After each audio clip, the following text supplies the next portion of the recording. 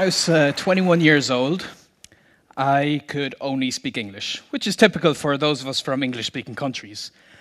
And I had many reasons why this was going to be the case for me for the rest of my life. And I was very confident of this because I had no natural talent, I had a very bad memory, I couldn't travel to the country yet, I was too old, I felt too old, and I was sure that I was going to frustrate the native speakers and embarrass myself.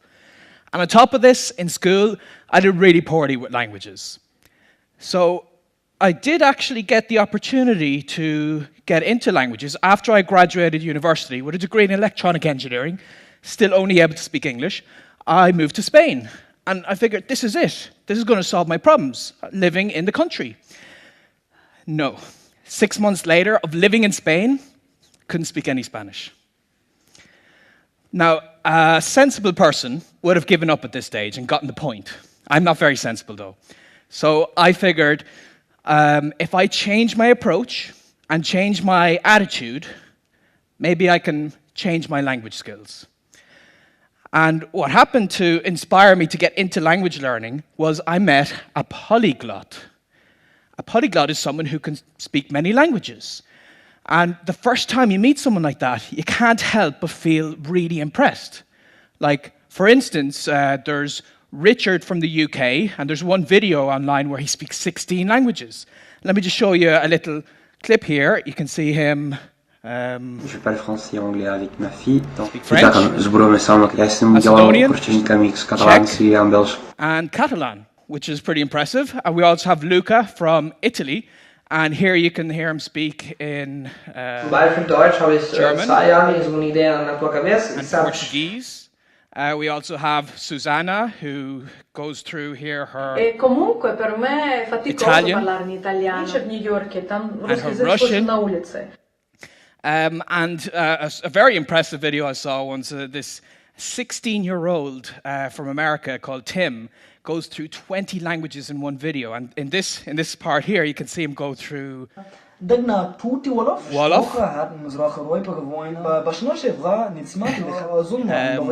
Yiddish, Hebrew, Arabic, Turkish, Swahili, and Hindi. So, wow. I met someone like this and I was so impressed. I thought to myself, you know, I want to be like that. But the reason I wanted to be like that is because I wanted people to think I'm smart, to be impressed with me.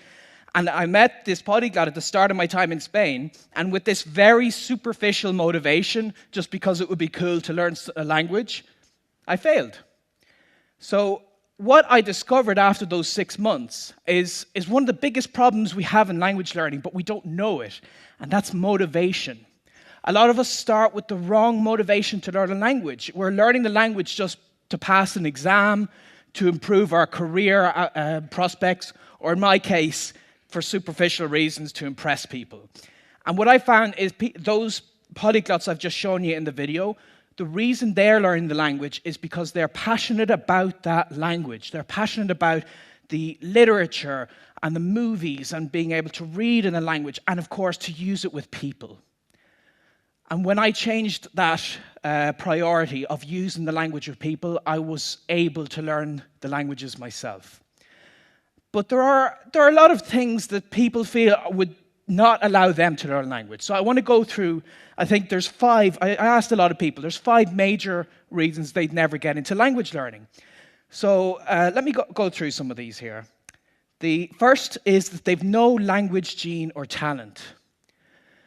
No language gene or talent. Well, what does that mean? I mean, sometimes this is actually just a self-fulfilling prophecy. In my case, when I hadn't learned language growing up, or the 6 months of failed learning Spanish, it was just me telling myself, I don't have the language gene, so there's no point in really doing any work in the language. Because I didn't put the work in, I didn't learn the language. It's just a vicious circle. It's all in your head. There's no language gene. We all have it already. But let's just imagine some people that would do better, because we've seen in school people advance faster than the rest of the crowd. So let's say there's some inborn trait that gives someone a 20% advantage over the rest of the people. Good for them. But that doesn't mean that you can't. It just means you have to work 20% harder. And I found that, at least in my case, when I work harder, I can catch up with the naturally talented and even overtake them. So not having talent is not a good excuse. The next reason is that you're too old to learn a second language. And I certainly felt this myself, because up to 21 I didn't learn a language. And a lot of us feel that children their brains are hardwired to learn languages better. But is it really neurology at play here, or could it be the environment in which the child is learning the language? Well, a study at the University of Haifa in Israel actually found that under the right conditions, adults are better language learners than children. It sounds incredible, but it's about your environment, it's about your motivation, it's about the enthusiasm and encouragement you get from other people. And when you think of it, adults tend to be studying dusty old grammar books and doing boring exercises, whereas children are playing in the language, they're having fun in it. So I found that when I changed this to live through the language, not making it about studying the language, but living the language, then I was much more successful. So you're not too old to learn language. I've met people in their 60s starting to learn language and being successful with that. The next excuse people would have is that they can't travel to the country right now. Now, maybe 20 years ago, this would have been a valid excuse, but nowadays, the world is smaller than you think. Thanks to the internet, we can connect with native speakers from across the planet, and you'll see that in a lot of cases, they might want to learn your language, and then money isn't even an issue, because you teach them a little and they teach you a little. But even forgetting the internet for a moment, a lot of us live in cities or towns that are more international than what we think. And when I was traveling in America, I made it to Columbus, Ohio, of all places, to meet this very interesting polyglot called Moses. And he does what he likes to call leveling up, where he'll go to some public place and just see if he can find some foreigners and practice the language with them. And I joined him when we went to a mall in Columbus, and the two of us managed to practice 12 languages. And just here in this clip, you can see he goes to his Cantonese and his Cambodian. And you can see the guy really appreciated them trying. So you can learn a language anywhere. And I wanted to push this to the limit. My most recent project, I went to the middle of Brazil, of all places, to learn Egyptian Arabic. And I succeeded because even though there were no Egyptians around me, I got on Skype and I talked for 1 or 2 hours a day, and I managed to go up towards conversational level. So no, not being able to travel to the country is not a good excuse. The next one people might give is they've got bad memory for learning all that vocabulary. And this was certainly what I felt, because when I first tried to learn Spanish, I'd get a big list of words, I'd try to go through them, and I forget them very quickly.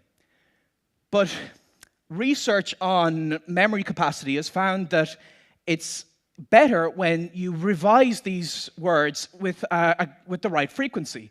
And there's this technique called spaced repetition, where you learn the word, you revise the word just before you would forget it. And it looks something like this forgetting curve. The red line is what typically happens when you first see a word, but to get it into your head and stuck there permanently, then just review it to make sure it goes, review it 1 day later, then a week later, and then a month later. And there are apps on your smartphone, and there's free programs you can download that help you time all of this. So that's great, but you can learn the words faster and better if you combine this with an image association technique. So for instance, let's say I wanted to learn that the Spanish word for to fit is caber.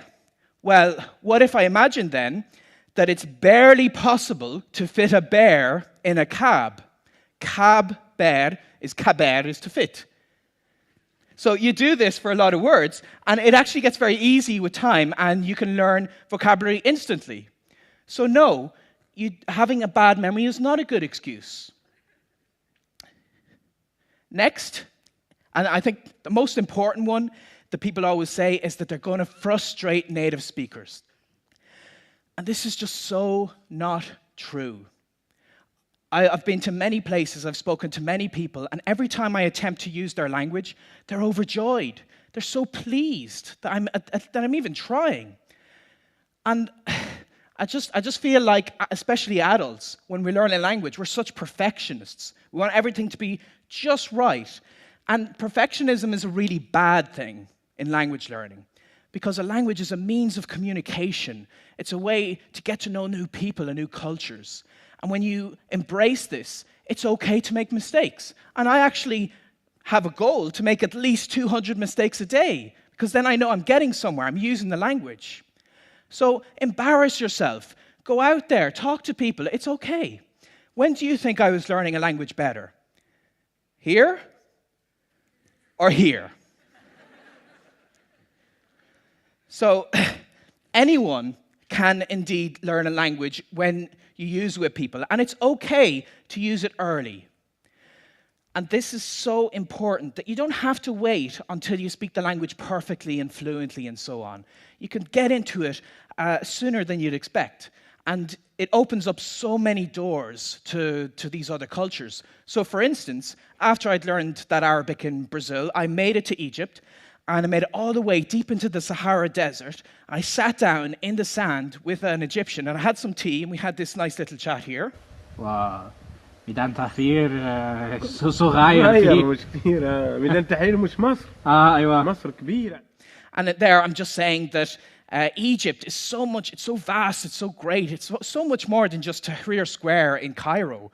And now when I was speaking with him, I used the wrong word here and there, and I conjugated the wrong verb every now and again, but that's okay, because even with this conversational level, I had this fascinating conversation with him. And I've done this with other cultures and other languages. I even managed to learn a little American Sign Language. And here you can see, Juliana had asked me, why didn't I learn Irish Sign Language? And I said, because when I'm in Ireland, I like to improve my Irish or my Gaeilge, which I can then speak here. Maar dúirt me, tá mé taiste le Gemlín anús. So that was me on Irish radio saying about my travels and whatever. And I learned Irish for 10 years in school, and I wasn't able to say the most basic phrases after that. But as an adult, I went back to Ireland, and I embraced using the language as a beginner. And that helped me to reach this stage. And it's okay to be a beginner. It's okay to be conversational. But when you take this on, you take it to the next level, then you can reach very well. I mean, I've got very good level in French, Spanish, a couple of languages. I've worked as a professional translator, and like here I'm having a quick Parfois, chat j'ai in French. passé 1 heure pour trouver une traduction. Ah oui, bien sûr. And that's great. That's what everybody thinks of when they're getting into language learning. They think, that's what I want to be. I want to be at this very high professional level, have deep philosophical conversations. And that's fantastic. And yeah, it's impressive when you see people like that. But rather than be impressive, I think it's so much better when you embrace the beginning stage of language learning. And one of the most amazing experiences I've had was when I was in China on the train, 2,000 kilometers deep into China, and I had a basic conversation of what's your name? And it turned out I was given my Chinese name there on the train. And look, this is how it went. 你叫什么名字？ What's your name? 我叫 Benny I'm Benny. Benny 我没有中文 I don't have a Chinese 我们这 name. 是蛮 And then 可以 Li 的 Hui 型的 says, I'll tell you what, your name is Bunling. Bunling. Eh. Because this sounds like your normal name, and it means ability or skill. And you know, I could have that conversation even with a basic conversation level of Chinese. And I do have the ability, I do have the skill to learn language, but I always did. We all always do. And the reason I have this skill is not because I was born with it and others weren't. It's a decision I made. And the problem a lot of us face is we feel that we're better studying and preparing for speaking a language someday. Because if we do it too early, the world would end from all this frustration we cause people. There are 7 days in a week, and someday is not one of them. I say, rather than see if the world will end, a whole new world will begin if you try to learn a new language. So I hope you'll give it a try. Thank you.